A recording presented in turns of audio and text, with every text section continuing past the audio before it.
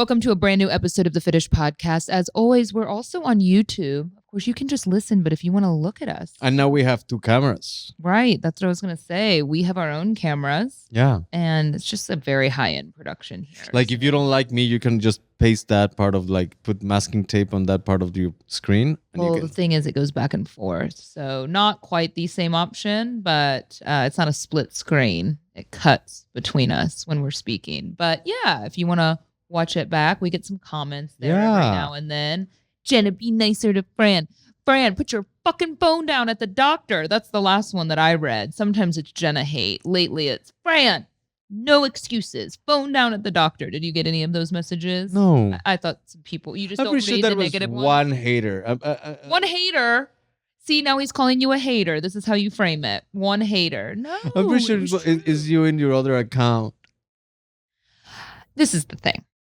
Clearly, you should know me after what? Nearly 5 years together, right? Is that what we're coming up on? I don't know.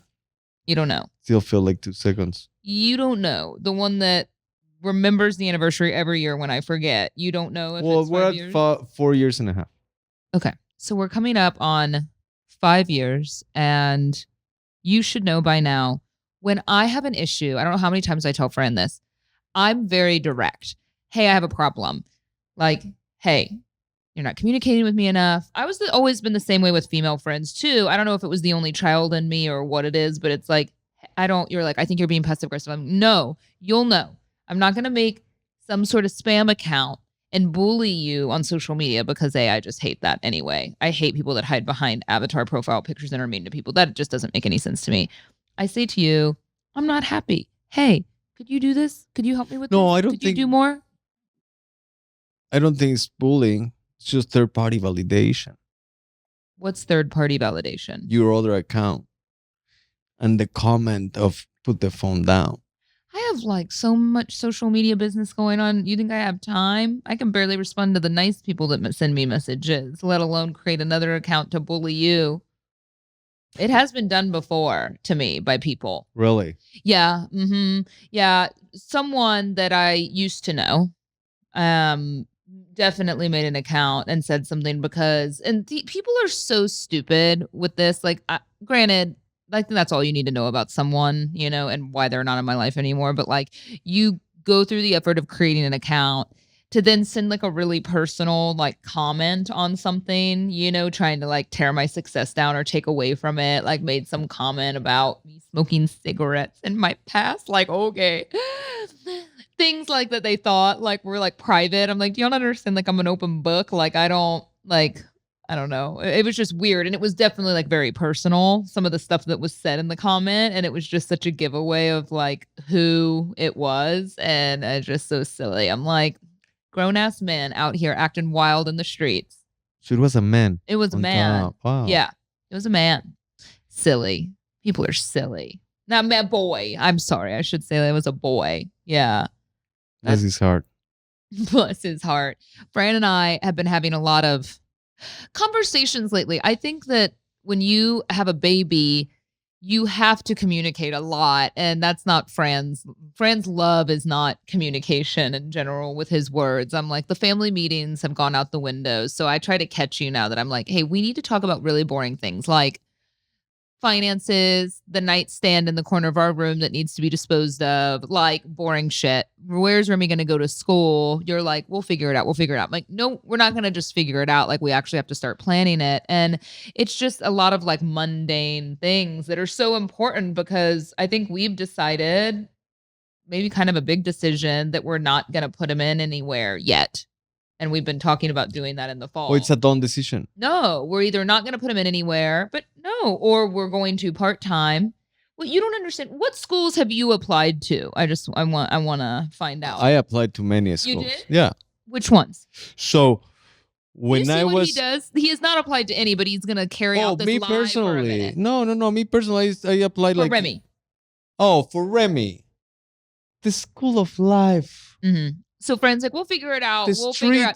Fran's the type of person to be like, come September, like, so is Remy starting school this week? And I'm like, oh, yes, I applied to 7 schools. We're waitlisted. Like I feel like it's this side of parenting that's so hard sometimes because Fran and where we run into an issue is like you do so much of the like a lot of the hands-on stuff. Like you're so great with him. Like you get up with him every morning when he wakes up early.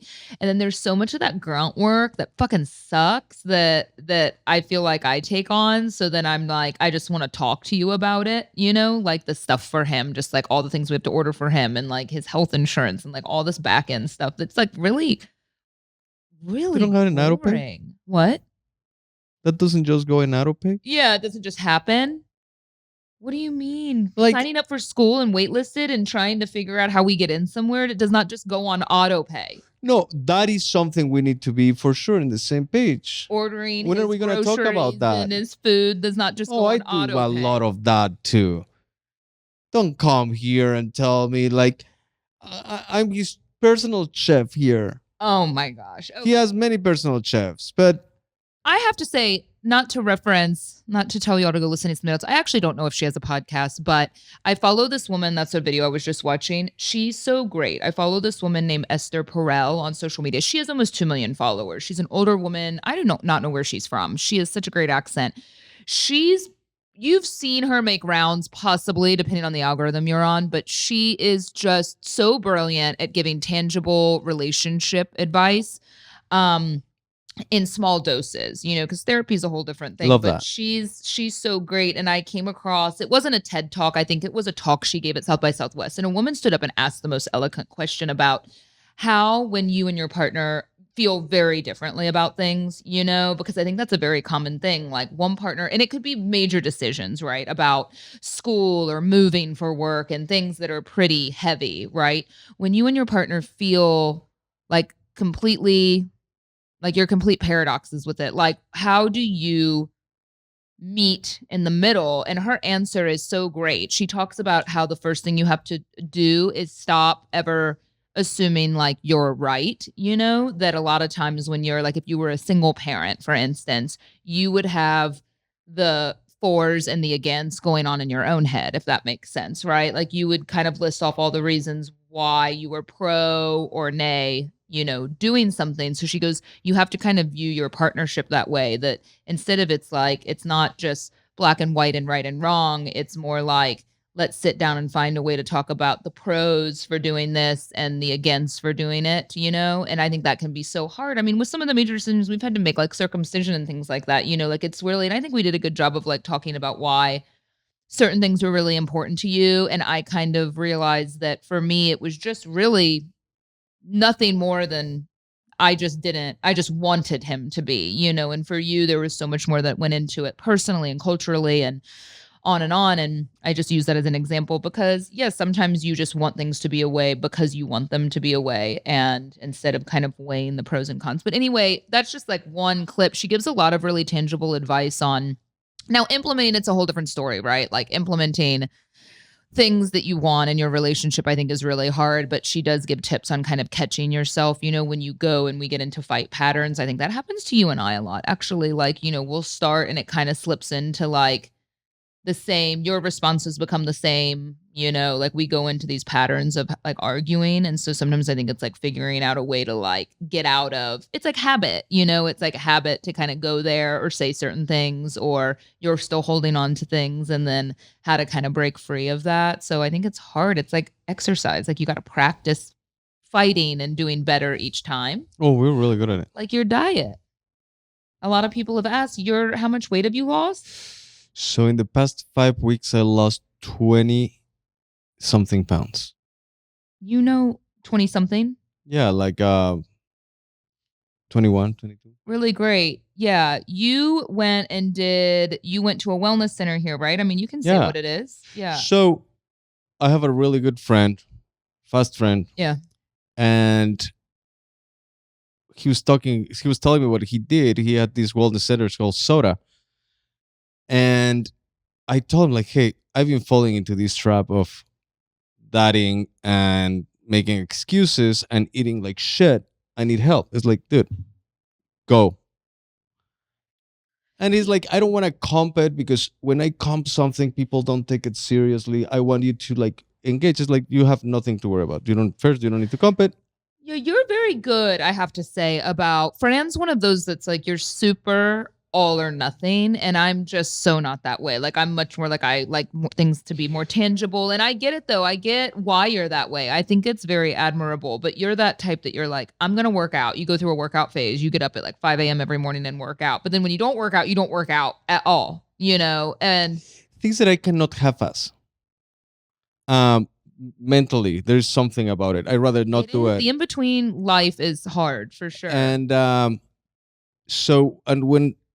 it's an exercise. It's something that gives me the sense of control when everything around it's uncontrollable. When I cannot control things that happened. Sounds like the words of a girl with an eating disorder. And so I went there, and it's pretty simple. It's like wearing a uniform. Like they tell you exactly what to do, how to do it. Yeah. So you get like some snacks, and I made fun of it because I mean they're not paying us, so we can say whatever. But I think the results have been great, and I think obviously for someone like you, it works. I did give you a lot of shit in the beginning because a lot of the stuff comes in like these weird packages, like astronaut food, like it's dry and it says like pancake on it. So he would like make something that says pancake, and the recommendation is to add like Topo Chico to it to make it fluffy, which just the whole thing sounded very weird. But then I'm watching him eat this food, and some of the stuff, I'll be real, I haven't tried it. Okay, I've smelled it. Like some of the stuff looks kind of gross, but the cool thing about it is that it's very set, it's very regimented. You have protein bars, you have drinks, and then you also have the flexibility to eat almost what appeared to be like just a lot of vegetable, not a normal meal, but a lot of vegetables and steak. Now, get out of here. At least be honest with our audience. You have not had a normal thing past those lips in like 6 weeks. And like you can go to a restaurant. I just had lunch. You had a piece of steak, some vegetables. Oh, so you already ate your meat for the day. So tonight, so this is our relationship is in the shitter because he's not drinking alcohol. He's not having fun. He doesn't ever want to go out to eat. We don't know what to do. That's bull. What? All of it. I'm not drinking alcohol, but that doesn't mean that we're not having fun. Really? We go out to eat all the time. We go out to eat. You mean you sit and watch me and your son eat, and you just sit there? That has been the Francisco that everybody has gotten. like my friends call me like, fun, hey, y'all. It's so fun on Memorial Weekend. Do you wanna come watch me drink? Like, absolutely. Mm-hmm. Regardless, it's worked for you and it's been great. And yeah, I was trying to say that I was kind of shitting on it in the beginning because you were also, for the record, you've been having like 10 sodies a day, which is crazy. Crazy that you're allowed to have 10 to 12 sodies a day. I need to settle down, simmer down those things. Do they finally chastise you on that? When I say sodies, 100%. It's like the fake, which I didn't even know these existed, by the way. So good. Zevias. So it's like they're fake so soda. Good. Like the orange one tastes like Fanta. Anything's good when you're starving to death. I'm not starving. This is the thing. Delicious. Like everything's like, he looks at me at night and I'm like, I just wanted Cheez-Its the other night. Like I'm just sitting there eating Cheez-Its. You're like, how are they? I'm like, they're fine. I mean, they're Cheez-Its. Like, yeah. I was like, gosh, I'm scared. No, but anyway, it's been a challenge. It's been a challenge, and I was hoping you'd be off of it at some point. But you have been eating steak and veggies at other times, so I think I'm more of the in between. Like I'd rather eat real food, but I just need to cut. Yeah, but the things that real food takes a lot more work. Yeah. So I get it with these packets because it's actually, I don't exactly know what's in them, but they said it's really holistic. I don't know. You shake it, it sounds like rocks, and on the front it says light dinner, and it says sloppy Joe flavor. That I'm just telling you, that's exactly what you're envisioning is exactly what it is. But it tastes really good. So it's like, it's easy. You put it with water. It's literally like astronaut food. It's kind of like one of those dinosaurs that grows in water, right? Okay. And then you eat, and then you're perfect. And then next meal, and then you get used to it. Like, is there like a shot of Ozempic on the side? No. Is that also what's going on here? That you've been doing Ozempic? This would have been like 2-week process with Ozempic, I'm pretty sure. No, I think it's longer than that. But yeah, interesting. And then after you get, and it's not about something I've learned, it's not about getting into a certain weight. It's about your metabolic age. And you went from what to what? So when I started, I was at 46 And now years. you're at. Right now, I'm at 35. Is your gout gone? The gout hasn't flared out, and I eat steak every day. You haven't had alcohol though. Yeah. Beer and alcohol, right? I thought that was. I haven't had any. I haven't had any beer and wine. I have had some tequila here and there. I have had chicken from time to time. I don't crave chicken as much. I have had fish. On vacation, he's ordering like a side of steamed veggies. And I'm like Grill. downing They had the pina coladas best and grilled eating Remy's like veggies. leftover fish fingers. That's what they call them there. Yeah. Fish fingers. Yeah. So I eat Remy's food now. So that's where I'm at in my life on my diet. Yeah. And I get it. I mean, how hard though, as a mom, especially I was reading, we've been talking a lot about food because Remy eats a ton of solid food, which is great. And, but they say that the biggest thing parents can do wrong. We just had this doctor's appointment and I read the notes to Fran during the doctor's appointment, you know, the sheets they give you. I've learned that, ladies, like if your man has a hard time paying attention, because I know he's not going to read that piece of paper later. And so when we're in the room and you were good, he wasn't on his phone and we had that. You don't take pictures when I'm not on my phone. You just take the pictures. I posted a photo of you holding Remy looking like. Oh, I was crying then. So then you want to take back that statement? Take it back. No, I take it back. Yeah, okay. So he I was just giving you fucking credit. This is what I mean. You drive me crazy. Like I was literally just complimenting you and I'm you sorry. found a way to bring up something mean. Like I'm complimenting I had my guard up. I'm sorry. Jesus, God. I'm like that PTSD dog. Shut up, PTSD with me. Shut up. You're just hungry. You're just hungry, man. You're just hungry. God, have a fucking carb. So anyway, I was reading all, you know, they send you those long notes about like developmental and eating and milk and da-da-da-da and sleeping and everything. But I was reading, I thought it was really interesting. They say like the biggest mistake a lot of us make and why kids get so picky is that they all of a sudden, you may have noticed with your kids, like he'll eat. And then one day just like doesn't seem interested in food at all. So you keep making different things to try and feed him. And that's when you're like, I'm going to go do Chick-fil-A because like he's not about to be turning down some nuggies, you know? And of course, like he may eat one, but they say that's actually what creates really bad eating habits with kids is that instead of telling them, this is what you're going to have, and he just happens to love salmon and broccoli and things like that. But you start kind of supplementing with things that you know that they'll like a lot of snacks. And that's when you start doing the juice boxes and the things like that, just because you know they're going to like those. And then that's when they start to reject the other stuff because they're like, wait, hold up. If I hold out, like I'm going to get some good shit. So yeah, they say that it just is what it is, that they're not eating the broccoli and the chicken and all these other things because they already hate it at 1.5. They're not eating it because they're just not hungry right now. Yeah. And then you're going to make a mistake and give them like really tasty fast food. My mom was really good at that. She used to always tell us, this is not a fucking restaurant. Like, this is what we have to eat. Yeah, and what did you say you had to eat on like the last day of the week? Like some sort of soup? Not the last day of the week, but it came out from time to time. There was this mushroom soup that I crave it right now like crazy. But back then, my sister and I, we used to call it the bottomless mushroom soup because we couldn't get out of the table until you finished until we finished our meal. And you just scooped and scooped and scooped and scooped and scooped, which it feels like for 3 weeks. And that thing kept half full. Man, it's hard. I knew it's little things that you don't think about. And I knew the food preparation with Remy was going to be tough for me since I don't love to cook. And sometimes it's like, oh, why are you smirking at me like that? No, because I had I remember on my breakfast, which I feel very proud of. Go ahead. No. I'm waiting for you.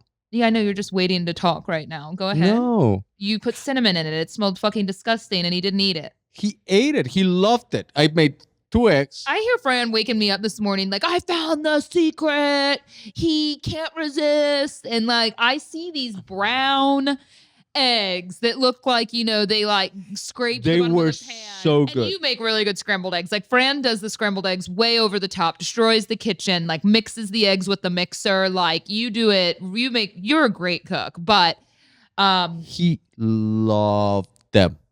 Like when I'm telling, like he was eating him off my hand, like he eats steak. Like I mixed 2 eggs, a little bit of his milk. I put cinnamon and I put bananas. Oh, I know. I smelled it. I smelled them. They I saw the smell cinnamon and bananas. like a party in Cinnamon your banana eggs. nose. So this is what you're doing. You're making him a carb-free French toast. You understand that's the exact. There was vanilla on the counter too. So 100%. Yeah, I put vanilla also. The bread. Correct. Don't put our kid on your fucking diet. I just don't think he should always eat like a pancake in the morning, you know? He doesn't. We have oatmeal. This is psychotic. But I think oatmeal would have been a great thing. About the carbs all of a sudden. He's a child. He can have bread. You do this. You take. No, but the thing is not about the bread. It's about the syrup. Killer bread. Like, but it's about the syrup. I just didn't want him to be rushing into sugar. I just wanted to try something new also. I came with this idea. I executed it. It came out amazing. He loved it. He was eating it. Mm-hmm. There's been times that I make the most amazing eggs that you think like they could be in Top Chef. And he does this.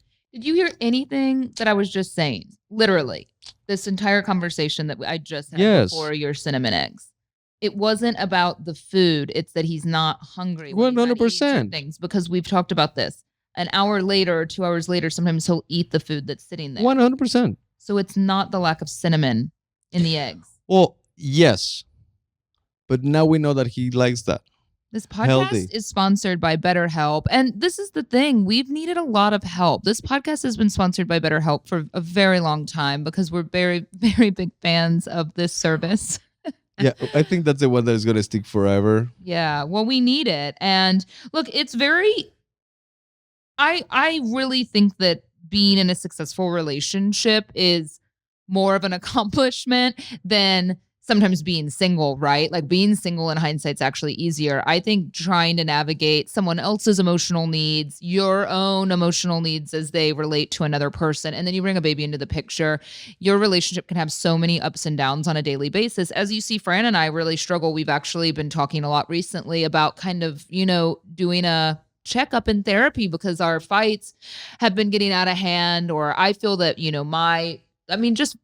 like the littlest thing, right? Isn't it true that, they have that expression that like people get divorced over the dishes? And I used to think that was ridiculous. And then like more into this kind of relationship and raising a child together and house chores and things that you ask, like responsibilities out of your partner and things that you want, it does turn into that. And I totally see it. And I think that going to therapy, and I know I was referencing, something I saw on social media earlier, but going to therapy, having someone that's an expert help you understand how to kind of stop yourself from getting into those bad kind of cycles of arguing and figure out how to approach it differently, it can save a relationship. And I was even saying to a friend recently who's been having a hard time, he said to me, and I thought this was so interesting. He goes, the thing I hate about the thought of therapy, and I think with a lot of guys, they feel kind of weak or something. I don't know what the stigma is, but they go, he's like, I feel like I'm just paying someone to listen to me talk about my problems when I should have friends for that. And I was like, oh my gosh, no,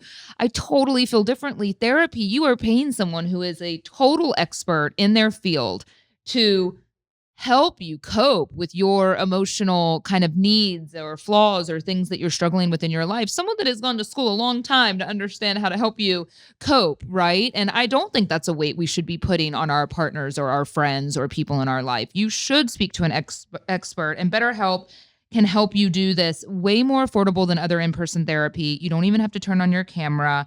Find more balance in your relationship, in your personal life with BetterHelp. Visit betterhelp.com/fitish today to get 10% off your first month. That's BetterHelp, HELP.com/fitish.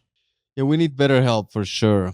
I think that I've been thinking a lot lately just kind of about having the house. And I think it's just so much responsibility, right? And it's like, it before you buy a house, but then you're in the house and it's so many things that you've been a homeowner before and I hadn't, but there's so many things and it's such a personal thing, right? Like it's your home and you're there and I spend a lot of time there. And I think it's just so hard to manage like everything that needs to be done for it to look good because it can so easily just start like one thing after another, or it feels like everything falls apart at the same time. And I'm like, like screen doors on the sliding glass door kind of popped off the hinges. And I'm like, oh my gosh, now we have 2 of them off. And I'm not able, I tried, by the way, I'm not able to get them back on, or it's always something, right? And everyone always makes that joke about a house, but it's like always something. And I think it's really hard to like divvy up what we do, because you and I are both so busy that then we're gone all day and we get home at night and it's like, oh shit, the house. Like we got to do X, Y, and Z.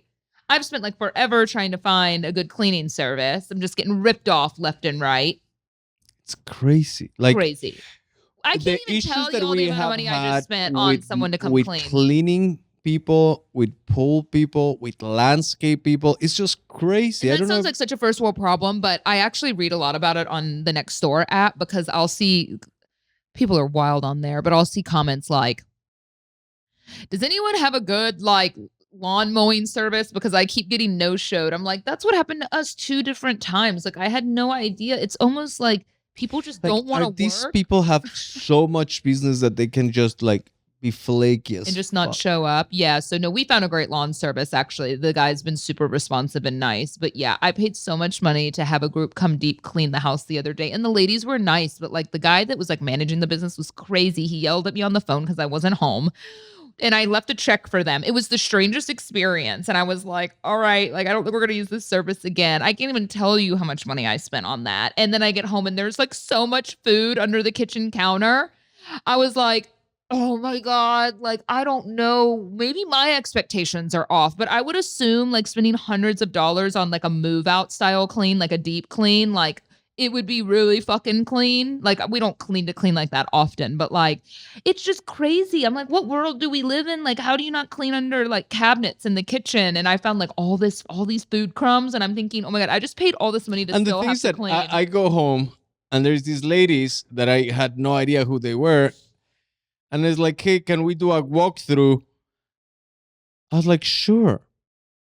The house looks perfect. It looks clean. Like I don't want to get them in trouble, but what were you going to say to them? You know no, what I mean? I wasn't like, I didn't brought my dust dog to check on there. Like I didn't ask Weezy, hey, if you find a cracker, I'll give you another one or anything. Like I was like, it was a very basic visual inspection. And well, you also thought it was just a maid, like a regular, like you weren't gonna like look at the floorboards and stuff. I know that's crazy. No, and I left my white gloves in the car, so I couldn't go like, your There face, was food bitch. all over the walls, like in the kitchen. Like that's what I paid for. Like I had to do like an hour-long onboarding thing with this company to be like, this is what we do, and I'm like, Like okay. I didn't flip the quarter in the bed to make sure that it bounced, like it was well made and stuff. Like I didn't do that. I love that you're joking about this when I spent literally $450 and you're making jokes when you should be on my side going, wow, they didn't even make I the am not making fun. I'm just saying that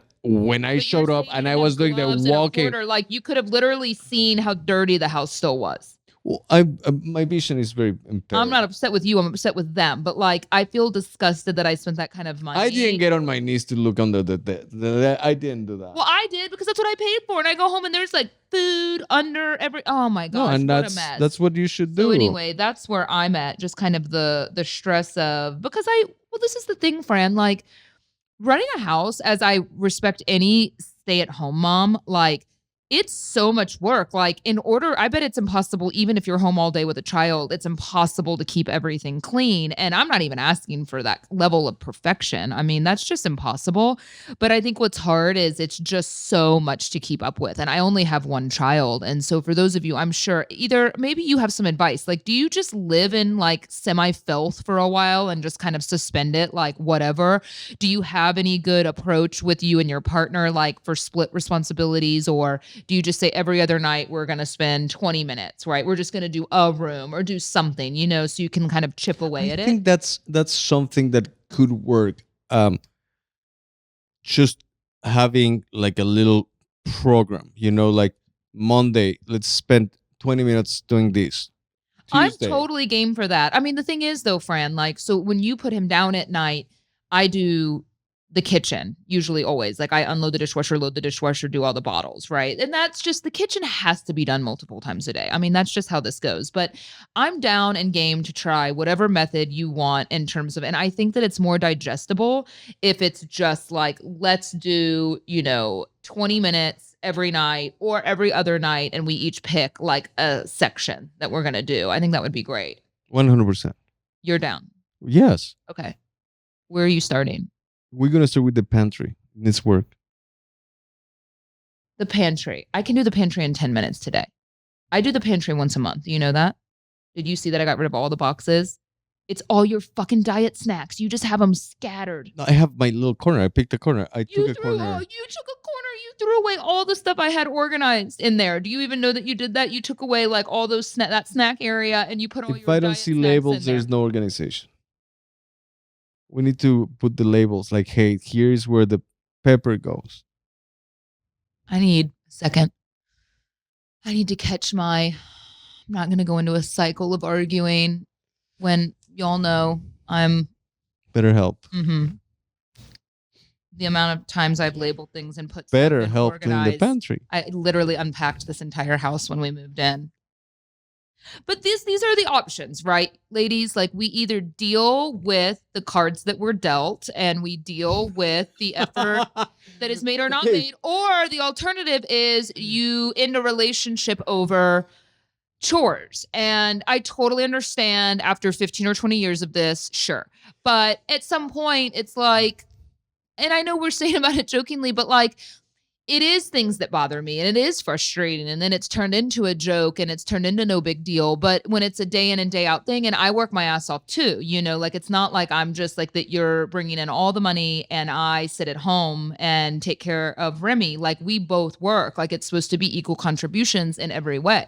And so I think because of that, that's how I feel. Like I think it should be equal contributions. 100%. That's the kind of relationship that I present. Yeah, you know, no, that I 100%. offer a major financial contribution. So that's where I come from in that way, that I think, and if it's not the case, then it's not the case. But I agree, it's not worth like, you know, I'm not at a point that I'm like, I don't want to be in the relationship anymore, but I do think I do understand how it builds to that when you feel that you're not being like, that it's not taken seriously, like a messy house and things that I want help with around the house, you know, things that are so small that I either go, okay, well, you look at it as it's so not a big deal, I can just not do it. And then I look at it as, I guess it's not a big enough deal. No, I want just to stop it right there. I've never, all seriousness, I've never said this is not a big deal. I'll get on it when I get on it.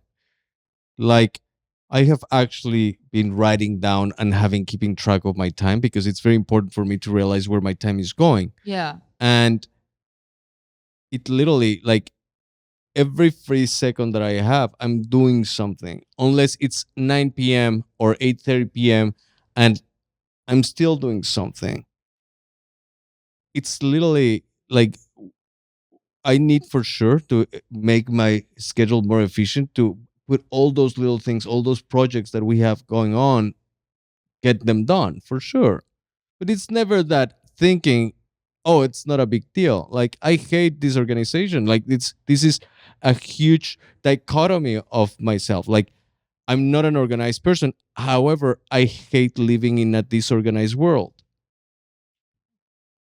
But we all make time for the things that are important to us. 100%. And I get it. I don't love doing laundry and folding laundry, and I don't hate it. But Like, you don't. we can be you good don't at do. that. You don't do Remy's. Every time I okay, we'll have to figure this out and make sure Let's that get we to some questions, because clearly Fran and I are on different pages today. So we did get a lot of questions. But I think it's just real. I mean, this is where we're at right now, and it's just honest, and it's really hard because I'm sure a lot of y'all go through this. I would love to know how y'all make it work. And I think that's what's hard, because you see stuff on social media with couples that are like, oh, well, we do the 20 minutes at night and we each, like, someone does kitchen, someone does this. And I think all of that's great. But then again, that's what works for them, and I think that's what's so hard is you can't take one other person's relationship. The man works, the woman doesn't. The woman works, the man doesn't. Both people work and they alternate this. I think it's just hard because it's not a perfect formula for every relationship, Some women are fine with something that I'm not okay with, and vice versa, I think it just depends. But if y'all have any tips, we always love to know that. But yes, very open for them. We got some really great questions. And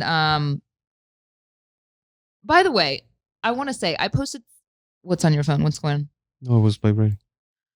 I posted something on social media yesterday as a joke. Well, like I have a car deal. And so I was posting something, a really cute photo with Remy. And I posted on my stories, like Remy was saying, just because he looked like a little badass in the photo, was like, I'm the eldest boy. And so many people were taking that as like I'm I pregnant. thought you were trying to tell me that when you posted it. I was like, is this a way that It she's was going to literally like announce the it to most me? prominent line from the Succession finale the other night, and I keep seeing all these memes on social media with Kendall's meltdown, like, "I'm the eldest boy," when he wasn't even the eldest boy, and it was so fucking funny, and it was really nothing more than, like, a totally innocuous joke, so I thought I'd clear it up, but I don't really have time for that on social. I don't wanna post it and then explain the joke because people that got it, got it. Like, more people got it Then that not. didn't. Oh, yeah, yeah, yeah. A bunch of people wrote me about it. 'Cause, like, they understood I was making a joke from Succession. Maybe it's also that people didn't have HBO Max. Oh my gosh. Yes. Someone asked about Fran losing weight, but we already touched on that. This is a very obscure question and shows how well you know me. And I love this. Jenna, did you watch the new Criminal Minds Evolution? I did. And wah wah. I mean, I love some Criminal Minds. I made you watch it. I really liked it. The new one? Well, I don't have a lot of comparison. You know, yeah, I love Criminal Minds. I do. I have seen every episode multiple times though, which really sucks. And I'm really sad that it's just that there's not a show like that anymore because wasn't it scary? I mean, for network television, and you know I love scary stuff. There were a few episodes in there that, ooh, they really got to me. And I don't like that kind of stuff as much anymore. I will sneak and watch horror movies sometimes, like when Fran on the weekend when you're napping with Remy, like I was looking around for a horror movie to watch because I know you don't love watching a lot of stuff. I just don't think there's good. Like, I don't like anything that. I don't like things where people get actually hurt, like home invasion stuff and stuff like that Like the that can real actually world. happen. I like shit like The Pope's Exorcist. I like that, you know? You love like satanic, demonic, Yeah. spiritual horror. Yeah. Because That's it's your not quite thing. there. I know that there's people that can come in right now and like just kidnap us and put a drill through our mouths. But the other thing is just like there, you know, it's just fictional. So why don't you like the tangible? Because the tangible, you see it in the news. Yeah. I don't like something that I can That's see in why the I news. find it scarier because it like actually happened. Yeah, So that's the yeah, stuff that's yeah. really scary to me. Yeah, for sure. That's why Criminal Minds was so scary because it was so much of that. Yeah. So yeah, I give it a whatever. I think for those of us, we have an appetite for Criminal Minds. But yeah, if you've watched any good horror movies of late, I don't find Exorcist is a good movie in general, but like I don't Great movie. want to say I don't believe. I've talked about this. I'm more agnostic as I've gotten older, but I don't want to say I don't believe in anything at all because that's not true. But I don't. I want to believe, but I just I because of my lack of faith, I suppose, I don't find those things scary at all, if that makes sense, because I don't think about it very much, you know? I just don't. That's how the devil likes it. The devil likes people that are questioning their faith. The devil likes people that don't believe that the devil exists. I didn't say I don't believe in that way. I want to believe. The devil doesn't like that. The devil doesn't like that. That you want to believe. He likes it you not to believe. Where are you coming from? You're all over the place. You were like on a trajectory to be like a man of the Lord, and then you completely rejected the idea and felt very betrayed by your Babe, faith. I'm and very now you're agnostic kind of- also. Like I don't know. How is your being agnostic any different than mine? It's not different. It is an interesting thing to think about. There's just a couple of things that they're there that I've seen, I Yeah. experienced that I cannot explain. And I know that there is something bigger. I know that there is something bad. I know there's something good. Then that's not being agnostic at all. Yeah. That's being agnostic. I don't know if there's a God. I know that there's something. I know that we weren't just poof. Like I know, like I believe in science and natural course of things and mother nature and whatever, but I think someone had to plan. This is such an organized situation. Like this is such, everything has a place and a pattern, and there has to be some architect that built this. Yeah. Oz, the wizard Yeah, maybe. I don't know. simulation. Okay, I do changing believe that gears. also. I'm married in Maybe. 36. I'm married in 36, thinking about having a baby. How do you feel about being a mother at a later age? At a later age. Ouch. As a mother at a later age, as you so eloquently put it, I feel totally fine about it. I mean, I am tired. I am tired. I think it's hard, right? Because I can't think any differently. I didn't have a baby in my 20s. I will say this, there is no part of me that feels uncertain about my decision on timing. You know, I was not ready. I am certainly glad I never chose to have a baby with any prior partner in my life. Like, I definitely have a partner that is such a great dad above all else. You know what I mean? And that makes me feel so grateful because I know that as much as y'all hear us and kind of really the tribulations of just our relationship has changed, you know, the dynamic. And I think Fran and I really struggle finding our footing as partners. I say that to him a lot. Like, I don't feel sometimes like I have this partner, regardless of our issues between Francisco and I. He's such a great dad. And like, I feel so good about that. So I think like you're married, you have a great partner. That's super important. I had hoped that by being almost 40 when I had a child that I would have had some other things figured out. Like, I don't know, I guess I thought having a child was gonna be easier because I'm older, and I wouldn't say that's the case at all. I think that first child in your life is just with all of us, with everyone that goes through it, you just are figuring it out. You have no idea what the fuck you're doing. No one can prepare you But you're for an it. amazing mom. I Above all, think also. that I do love being older in the sense that, like, I have no FOMO. I haven't had any FOMO of anything going on in the world, even now, especially now, and having a kid in your 30s, you're actually super happy to be missing out on things as long as you're not missing out on their life. And I think that's more of the battle now. It's like, I don't want to do anything that doesn't involve him. I think it's perfect timing. I think I think that 36 is a great age to be 36, doing you're it. like Yeah. prime. I think I would have really struggled in my 20s, and I know a lot of you got married and had kids in your 20s, and if you're still with your partner, that's an amazing accomplishment, and if you're not, I totally understand it because you grow and you change, and getting married in your 20s or even younger and having kids younger, it's your identity of your whole life is transformed differently than mine because I was able to kind of figure out my own shit. And, you know, if I had had a baby younger, I probably never would have, I don't know, but on the radio, started a business, my whole life would have been different and maybe great, I'm sure. But so it's hard to say. But now the issue becomes us having a second one. And I want to. What? But I don't know. I'm just trying to finish What do you like mean you listening don't to you. know? No, you said I want to, and I was waiting, but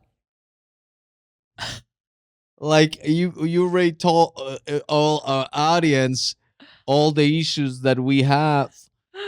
I know. And Fran doesn't want to have another kid. No, that is not true. I just cannot think about it right now. Like, I have the most precious person that I've ever met. I cannot even fathom having two. You know, like my attention is so limited that right now it's so hard to think that I can love someone as much as I love Remy. That's your only reason?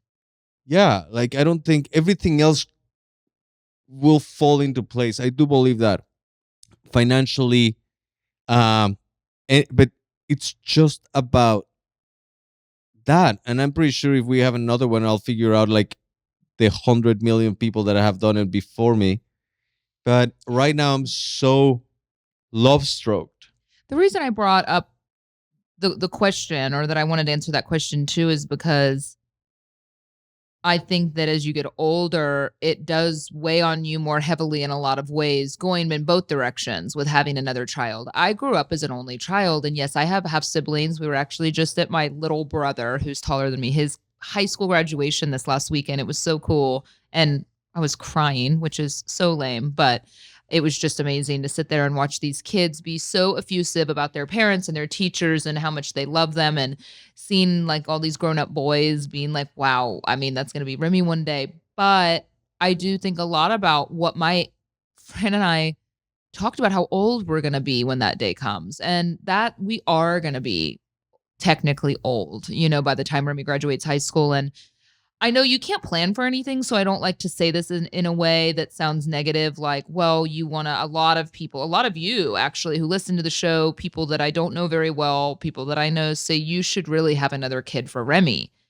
And it's such an interesting thing. I've never heard of that until I was in this situation. Growing up as an only child, I had never heard of that mentality of like, you should have another child for Remy. And it's like, well, I grew up okay. I mean, now I have these half siblings, they're awesome, but I did technically grow up alone, and I did want another sibling, and there are reasons that I do think about. I think being an only child's I've met a lot of great only children, and I think You I'm a guys have like a Facebook group? no, but, like, I can feel it out sometimes. I don't meet that many only children anymore. I definitely don't meet a lot of younger only children, if that makes sense. Like Dylan's friend who was in the car with us that's an only Yeah. child, and he's 17 years old, but I think only children are great. They tend to have nice vocabulary because 'cause they're around almost only adults all the time. They don't, they're not around other little kids as much. So, anyway, I don't know. I think I'd be happy with just one, but that's not the reason. I'm not selfless enough, I don't think, to say that I wanna go through all that physically No, and for Remy to have a sibling, because the sibling could be crazy.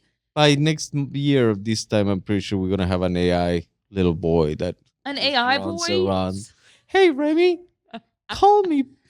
Isn't that another thing to consider, like college and stuff, I mean, when That is all so of us that have kids crazy. right now that are really little, do y'all think about how is college even gonna be something on our radar when they're 18 years old at this point? I mean, is that even gonna be the thing anymore, in 18 years with the way the world's gonna transform with all of It's this so technology? crazy. I It's don't so crazy, know. and I really hope things dramatically change. Like I really hope school dramatically change, college dramatically changes. I'm pretty sure we are super outdated. I'm pretty Yeah. sure the way that we teach kids what we teach kids, it's outdated. It's a technique that has been going on for centuries, or for a century at least. I think more than a century. Um, Actually, way more than a century. Okay. Um, but it's outdated. It's something that it doesn't sit well with the new generation. Like you have to make something more proficient. I love the community portion of it. The biggest issue I have, and we've been bringing in younger people to work here, and sometimes they either just have it or they don't, but something that's very common that we see is, sure, there's a sense of entitlement. People don't want to work as hard. It is what it is. And I think this comes from like a lack of finding your passion in life. And I really want to put a lot of emphasis on that because, you didn't go to college, and it took me some time to carve out my passion. I think I felt that I was creative, but I wasn't super talented like musically or with songwriting or with art. And so it took me a while to find where my creativity would come into play. And now I feel like I'm flourishing because I found a way to kind of meet my creativeness with, marketing, I guess. But I think allowing a child to try a lot of things, like I got to do so much when I was young, try all these sports, do music, do all these things to figure out what I didn't want to do, which was like a big note that I mentioned in my business podcast. Like, cause I think there's so much about life, finding out what you don't want to do. There's so much opportunity now that I think so many of these young kids, and I've noticed this with younger girls, especially, like everyone wants to be famous for 15 minutes or whatever it is, but they don't want to actually put the work in to even achieve it. Like they want to be famous on TikTok. They want to do all these things, but it's the girls and it's the young people that still work hard, but it's finding a passion. I think it can be so overwhelming to find things that you love to do that you like really want to put effort into and then have that be fostered. Like, I don't care if he wants to make clothes or he wants to sing or he wants to, do computer programming, but it's like And fostering something that they seem passionate about and really supporting it. 100%. And also teach him that he's not married with any of it. Like if he turns to be 25 and he decides that authentically he thought that was his passion, but now he finds that like just be able to understand that the only constant is change. Yeah. And we do change. And we do our interests change. And just be diligent. Don't give up. If the reason you want to switch passions is because your passion is really great, but it's really hard, like that's not a good reason to change. We'll see. It's going to be an interesting world, but yeah, I'm so interested to see what people think. Yeah. We're not gonna we'll talk a little bit about Remy's school decision that we made next week, and hopefully in the meantime we can find some counseling from BetterHelp. And Yeah. we'll let you know how that goes. I threw out the idea to Fran of like doing a live therapy session, but Fran quickly nixed that. I brought that up to you off air, not on air. I didn't spring Let's that do on it. you. You were like, Let's do it. "Meh." Let's do it. Let's call BetterHelp, see if they are up for it.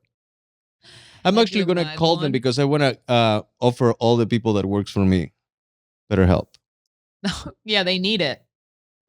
because they work for me. We'll see y'all next week. Love you all.